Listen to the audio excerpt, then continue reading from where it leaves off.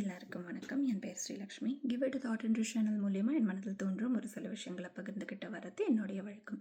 அந்த வகையில் இந்த வாரம் டாலரன்ஸ் அப்படின்ற தலைப்பில் ஒரு சில வார்த்தைகள். பொதுவாக நியூ இயர் தொடங்கியாச்சு, நம்மள பல பேர் ரெசல்யூஷன்ஸ், கோல்ஸ் இதெல்லாம் பிளான் பண்ணியிருப்போம். இந்த வருடம் டாலரன்ஸ் பேஸ்டாக சில கோல்ஸ் எடுத்தோமே ஆயின் வாழ்க்கை ஒரு படி மேலோங்கி போகுமோ அப்படின்றது என்னுடைய ஒரு தாழ்மையான கருத்து. டாலரன்ஸில் என்ன இருக்குது புதுமையாக அப்படின்னு பார்த்தோன்னா, பொதுவாக நம்மளால் பல பேர் டாலரன்ஸுன்றத வீட்டிற்கு வெளியே அதிகப்படியாக காமிப்போம். வீட்டின் உள் இருக்கக்கூடிய டாலரன்ஸ் குறைவாக இருக்கும். இது மனித இயல்பு. நம்மளோட செல்ஃபை, நம்மளுடைய சுயமுகத்தை நம்ம வீட்டில் தான் காட்ட முடியும்.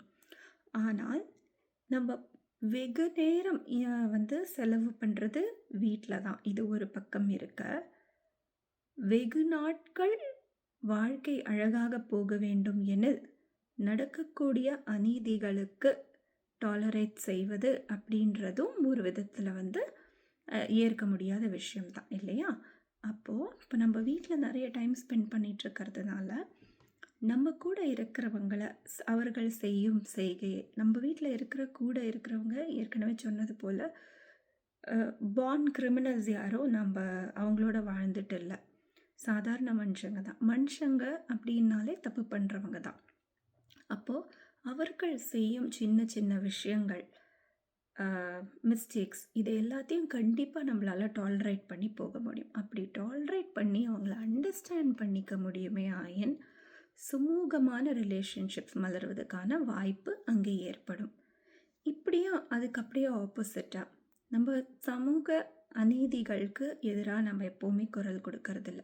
நம்மளால் அது முடியவும் முடியாது. சின்ன சின்ன விஷயங்களுக்கு ரொம்ப பெரிய அளவில் நம்ம போய் கொடியை தூக்கிட்டுலாம் நிற்க முடியலைனாலும், சின்ன விஷயங்கள் நம்மளால் முடிஞ்ச வரைக்கும் அதை மற்றவங்க மேலே புகுத்த முடியலனாலும், மற்றவங்களை எதிர்த்து கேள்வி கேட்கலனாலும், இப்போது வெளியில் ஏதோ ஒரு குப்பை இருக்குது, குப்பை தொட்டி நிரம்பி வழியுது, அன்றைக்கி குப்பை தொழிலாளிகளால் வர இயலலை அப்படின்னா நம்மளால் முடிஞ்ச ஹெல்ப் என்ன?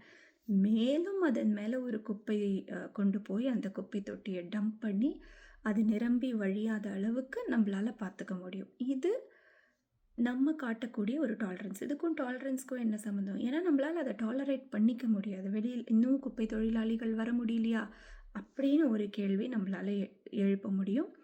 இன்னொன்று, நம்ம வீட்டில் குப்பையை சேர்த்து வைப்பதை நம்மளால் டாலரேட் பண்ணிக்க முடியாது.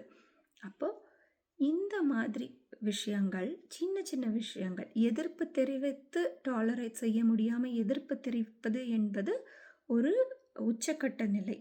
அது பல பேர் ப்ராக்டிக்கலாக செய்ய முடியாத பட்சத்தில் இந்த மாதிரி சமூக பொறுப்போடு இருப்பதும் டாலரேஷனுக்குள்ளே வரும்.